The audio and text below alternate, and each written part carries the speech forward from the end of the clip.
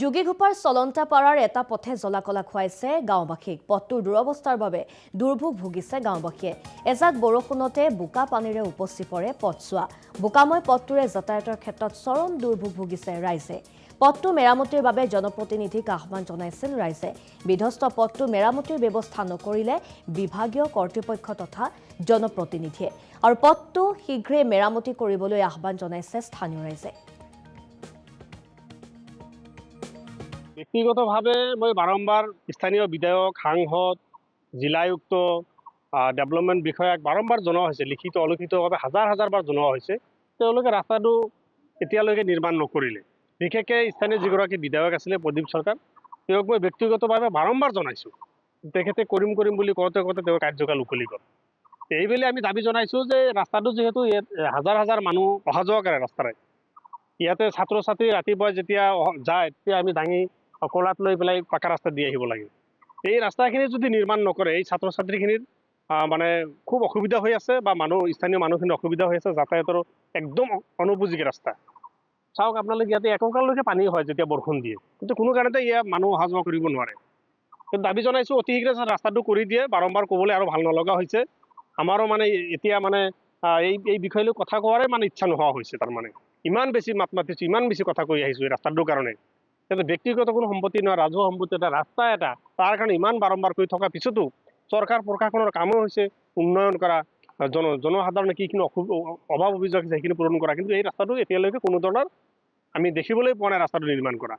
বিশেষকৈ ডেভেলপমেণ্ট বিষয়াগৰাকীক বাৰম্বাৰ জনোৱা হৈছে যে আপাতত আপুনি অহা যোৱাৰ ব্যৱস্থা কৰি দিয়ক, তাৰপিছত MLA মন্ত্ৰীৰ জৰিয়তে আমি ইয়াতে ভাল ধৰণে ৰাস্তাটো নিৰ্মাণ কৰাৰ ব্যৱস্থা কৰিম। কিন্তু ইয়াতে চাওক, এচৰ পৰা মাটি পৰা নাই। যিখিনি কৰিছোঁ আমি নিজৰ ব্যক্তিগত পইচাৰে এইখিনি কৰিছোঁ। যোগীঘোপাৰ চলন্তাপাৰাৰ এটা পথে জলাকলা খুৱাইছে গাঁওবাসীক। পথটোৰ দুৰৱস্থাৰ বাবে দুৰ্ভোগ ভুগিছে গাঁওবাসীয়ে। এজাক বৰষুণতে বোকা পানীৰে উপচি পৰে পথছোৱা। বোকাময় পথটোৰে যাতায়াতৰ ক্ষেত্ৰত চৰম দুৰ্ভোগ ভুগিছে ৰাইজে। পথটো মেৰামতিৰ বাবে জনপ্ৰতিনিধিক আহ্বান জনাইছিল ৰাইজে। বিধ্বস্ত পথটো মেৰামতিৰ ব্যৱস্থা নকৰিলে বিভাগীয় কৰ্তৃপক্ষ তথা জনপ্ৰতিনিধিয়ে আৰু পথটো শীঘ্ৰে মেৰামতি কৰিবলৈ আহ্বান জনাইছে স্থানীয় ৰাইজে।